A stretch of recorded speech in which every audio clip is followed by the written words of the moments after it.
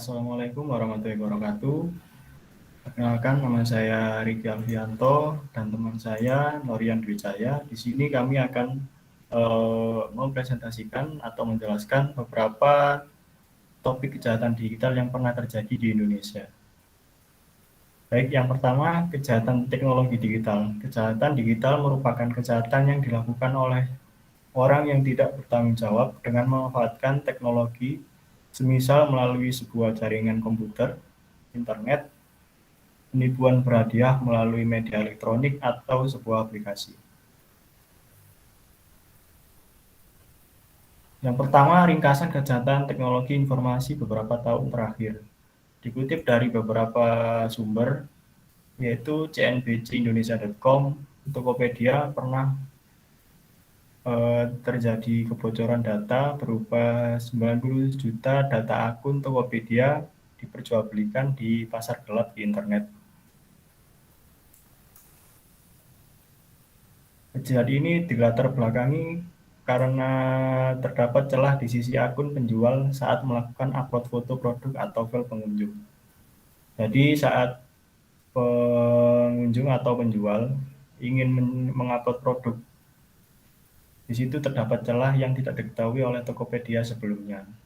Nah, di situ saat mengupload produk, si pencuri ini atau si hacker bisa menyusupkan file script atau virus di dalam sebuah file gambar tersebut.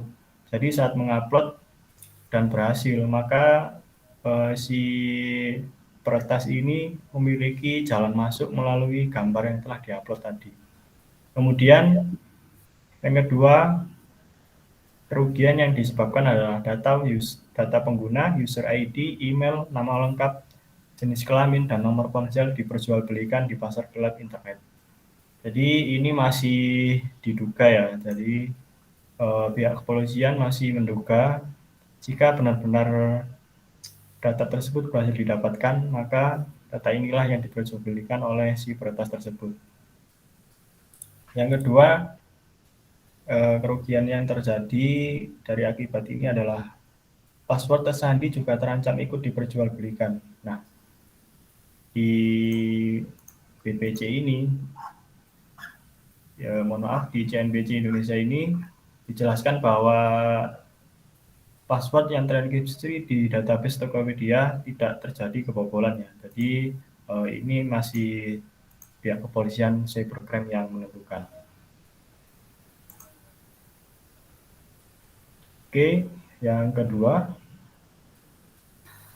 Baik, untuk yang kedua yaitu permasalahan mengenai ratusan juta data peserta diduga bocor dan BPJS masyarakat dirugikan. Dikutip dari sumber yaitu BPJ News Indonesia pada tanggal 21 Mei 2021 yang berisi BPJS Kesehatan bocor dan otomatis yang dirugikan yaitu masyarakat.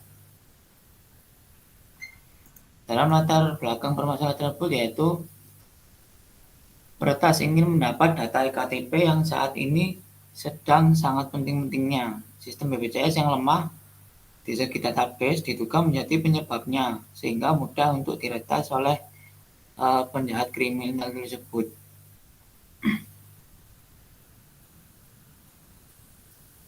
Untuk kerugian yang berdampak pada permasalahan tersebut yaitu data krusial milik BPJS seperti data kesehatan masyarakat, data yang sudah dibobol tersebut akan memiliki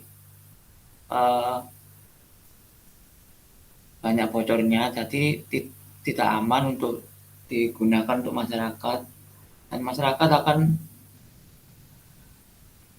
akan merasa tidak nyaman untuk menggunakan BPJS sementara waktu ini. Dalam permasalahan di atas, teknik yang digunakan dalam kejahatan yaitu brute force. Nah, yaitu upaya yang dilakukan peretas untuk bisa masuk ke dalam suatu sistem dengan cara mencoba atau mengubah kata sandi sampai menemukan kode yang tepat. Baik, yang selanjutnya adalah ini beberapa penyebabnya ya untuk BPJS Kesehatan mengakui kebocoran 279 juta data warga Indonesia. Nah, ini disebabkan adanya peretasan sistem keamanan digital. Jadi berhubungan dengan brute force tadi ya. Jadi menebak password secara acak dengan menggunakan script ataupun menggunakan eh, sebuah robot. Nah, kemudian penyebab kejahatan digital yang kedua ini seperti yang terjadi di eh, BPJS juga pernah terjadi di 2020, yaitu beredar situs palsu yang mengatasnamakan Badan Penyelenggara Jaminan Sosial atau BPJS. Nah, jadi situs BPJS ini pernah diberitakan terkena phishing ya, yaitu website tiruan dari website aslinya, sehingga masyarakat banyak yang tidak tahu, kemudian menginputkan datanya secara lengkap di website tersebut. Akibatnya terjadilah pencurian data tersebut secara ilegal dan tidak diketahui oleh BPJS pada waktu itu. Nah, namun untuk saat ini kemungkinan sudah teratasi ya. Baik, yang selanjutnya persentase penyebab terjadinya cybercrime pada sistem instansi skala besar. Nah, contohnya seperti BPJS itu kan milik pemerintahan, dan yang kedua yang pertama dari Tokopedia itu kan e-commerce skala besar ya, perusahaan besar. Nah, yang kedua BPJS milik pemerintahan. Kenapa bisa terbobol sampai seperti itu? Nah, faktor penyebab yang pertama adalah 90% disebabkan karena database crack, yaitu database sistem yang mudah dibaca datanya, dalam artian seperti password tidak terhash atau terenkripsi dengan baik atau menggunakan database versi lama. Nah, seperti itu. Yang kedua, low enkripsi. Jadi enkripsinya sangat minim. Sistem keamanan aplikasi sendiri tidak sesuai dengan standar keamanan informasi, contoh tidak menggunakan SSL domain yang terpercaya.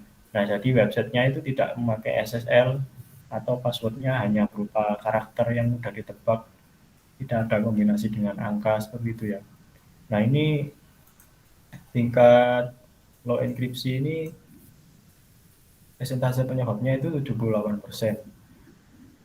Nah, untuk yang 35% dan 50%-nya adalah kelalaian programmer. Misalnya di sebuah instansi tersebut terdapat sebuah programmer yang membuat sistem tersebut kesalahan dalam penulisan program, aplikasi, atau codingan juga bisa berpengaruh pada memiliki bug pada sebuah sistem tersebut. Jadi bug itu bisa dimanfaatkan untuk melakukan peretasan.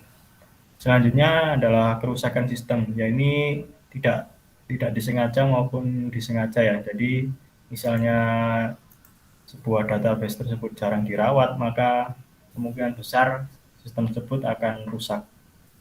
Nah, lalu cara antisipasi bagaimana? Nah, untuk diri sendiri seperti berikut ini. Untuk cara antisipasi yang pertama itu untuk diri sendiri. Nah, untuk poin pertama yaitu selalu memeriksa kebenaran situs. Jadi apabila terdapat situs yang harus menginformasikan, harus mengisi data diri atau alamat atau nomor rumah atau handphone, jadi kita harus teliti dalam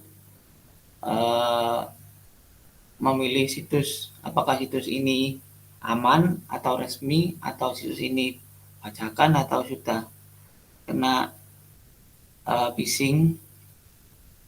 Nah, yang kedua, tidak sembarangan dalam mengklik link dari email. Nah, karena kita sudah mengisi data diri di situs tersebut, banyak sekarang yang menggunakan acuan email untuk mengirim pesan balik atau informasi. Nah, jika kita salah menginputkan data ke situs yang kurang terpercaya, maka email yang masuk juga dari situs yang kurang terpercaya. Jadi kita harus berhati-hati dalam memilih-milih situs dan harus berhati-hati juga ketika terdapat email dari orang yang tidak diketahui.